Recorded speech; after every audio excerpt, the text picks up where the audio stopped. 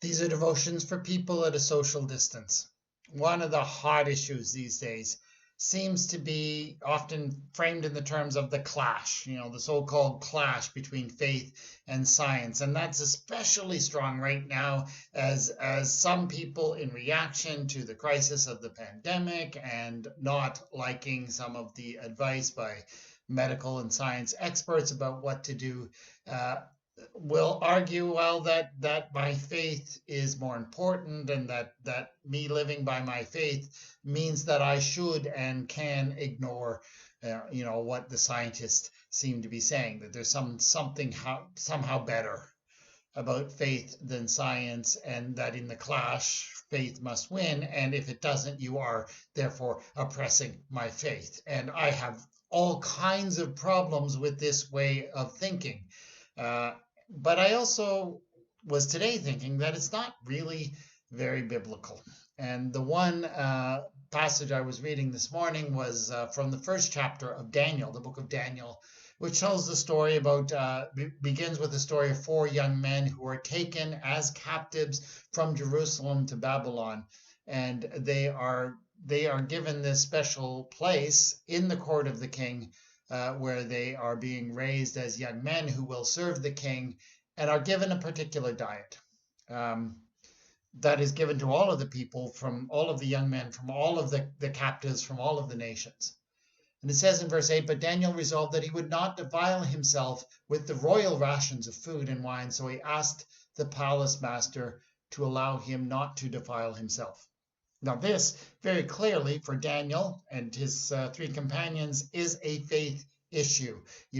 They have been ordered by their tradition, by the law that they have received and follow, to follow certain food rules, and they do not want to defile them. This is completely a faith issue.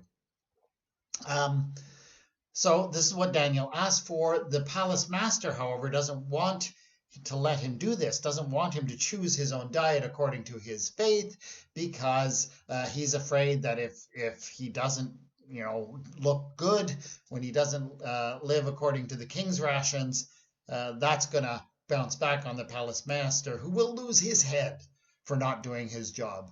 And so what does Daniel do? Does he fight back by saying, oh, I'm being oppressed, my faith is more important than your concerns about what is good and what is right?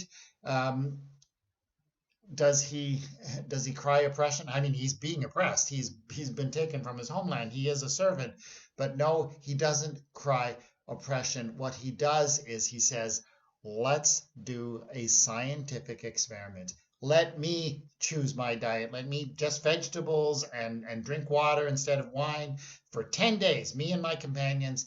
And then let's do a scientific experiment. Let's look at the results, and then you will see. So in this clash that begins with faith, it turns into a scientific experiment. And of course, Daniel and his companions, they prosper under this diet that they've chosen, so much so that they look better than everybody else. And so everybody else's diet gets changed, whether they want it or not. Because obviously it is a superior way of life. That's science, folks. That's science. And it's right there in the Bible. And we need to pay attention to the people who know what they're talking about, who have studied this stuff, and we need to listen. So it is there's not a clash between faith and science. We have built that up. There is a way to live faithfully, obviously, by listening to truths, and that includes, of course, the truths that come to us through science and experimentation and research. And let's be faithful, folks. Gracious God, we thank you, we praise you for the scientists and researchers, and for the wisdom that they have given to us, that have been allowing us to manage this crisis. And I suspect we need to be listening to them a lot more, especially in these times. Open our eyes to the truths that matter. Amen.